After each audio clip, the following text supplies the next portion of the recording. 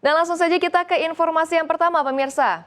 Amerika Serikat ultimatum Iran usai perundingan. Ya, pemerintah Amerika Serikat kembali meningkatkan tekanan terhadap Iran dengan peringatan terbuka agar Teheran segera mencapai kesepakatan dengan Presiden Donald Trump. Kondisi ini terjadi di tengah sinyal berulang mengenai kemungkinan opsi militer dan juga pengerahan tambahan kekuatan di Timur Tengah. Peringatan tersebut disampaikan Rabu 18 Februari waktu setempat, hanya sehari setelah Amerika Serikat dan Iran menyelesaikan putaran kedua perundingan tidak langsung yang dimediasi Oman di Jenewa. Jalur diplomasi itu kembali dibuka setelah sebelumnya runtuh akibat eskalasi militer tahun lalu. Juru bicara Gedung Putih, Caroline Leavitt, mengatakan Iran akan sangat bijaksana jika membuat kesepakatan dengan Presiden Trump dan dengan pemerintahannya. Pernyataan itu muncul setelah Presiden Donald Trump kembali mengisyaratkan kemungkinan serangan terhadap Iran melalui unggahan di platform Truth Social miliknya di tengah pengerahan militer Amerika Serikat yang terus diperkuat di kawasan. Dalam unggahannya tersebut, Trump juga memperingatkan Inggris agar tidak melepaskan kedaulatan atas Kepulauan Chagos di Samudra Hindia. Ia menyebut pangkalan udara Diego Garcia di kepulauan itu mungkin diperlukan jika Iran tidak menyetujui kesepakatan untuk melenyapkan potensi serangan dari rezim yang sangat tidak stabil dan berbahaya. Adapun upaya negosiasi sebelumnya gagal ketika Israel melancarkan serangan mendadak terhadap Iran pada Juni tahun lalu, memicu perang selama 12 hari yang kemudian sempat diikuti Washington dengan membombardir sejumlah fasilitas nuklir Iran. Sementara di Teheran, Presiden Iran, Masoud Pezeshkian, menegaskan negaranya tidak menginginkan perang namun juga tidak akan tunduk pada tekanan Amerika Serikat.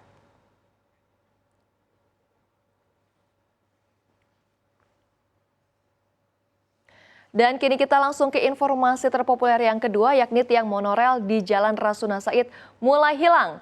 Ya, pembongkaran tiang monorel bekas proyek mangkrak di Jalan HR Rasuna Said terus dikebut.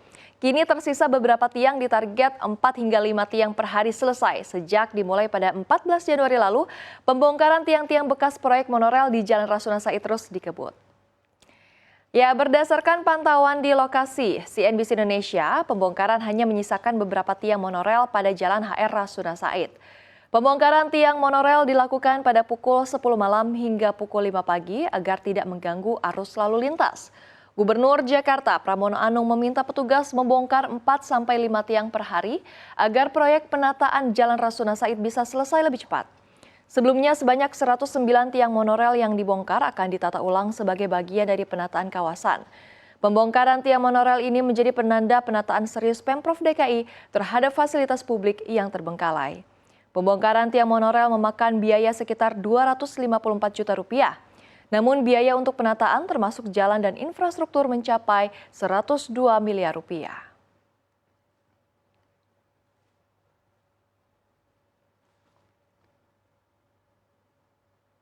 Dan kini kita ke informasi terpopuler yang ketiga, ikuti jejak ayah, Wapres Filipina mau nyapres. Ya, Wakil Presiden Filipina, Sara Duterte, resmi mengumumkan pencalonannya sebagai presiden pada pemilu 2028. Pernyataan tersebut disampaikan di tengah memanasnya konflik politik antara dirinya dan Presiden Ferdinand Marcos Jr. Dalam pidato singkatnya pada Rabu kemarin, Sara menegaskan kesiapan penuh untuk memimpin Filipina, negara Asia Tenggara dengan populasi sekitar 116 juta jiwa. Putri mantan Presiden Rodrigo Duterte itu juga melontarkan kritik tajam terhadap Marcos, termasuk tuduhan korupsi dan kegagalan memenuhi janji kampanye. Sara menyebut keretakan hubungan politik mereka sudah terlihat sejak awal masa pemerintahan. Ketegangan antara klan Duterte dan Marcos yang sempat bersekutu dan meraih kemenangan telak pada Pilpres 2022 disebut mulai memanas hanya beberapa minggu setelah pemilu. Konflik tersebut kemudian berkembang menjadi perang terbuka pada tahun 2025. Pengumuman pencalonan ini muncul menjelang sidang pra-peradilan Rodrigo Duterte di Mahkamah Pidana Internasional atau ICC di Belanda. Sidang tersebut terkait dugaan kejahatan terhadap kemanusiaan dalam operasi pemberantasan narkoba semasa pemerintahannya.